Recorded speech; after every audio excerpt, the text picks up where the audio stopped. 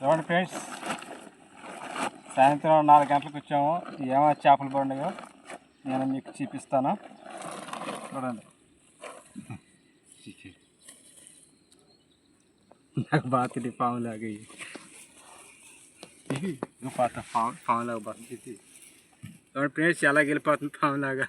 కొరమనే చేప ఒకటి కలిపింది.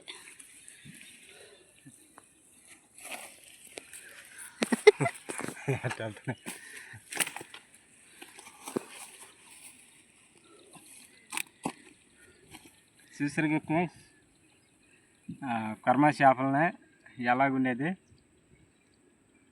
చిత్తాలు పడినట్టు చిత్తాలు పడి ఏమట్టినా రాసుకుపోండి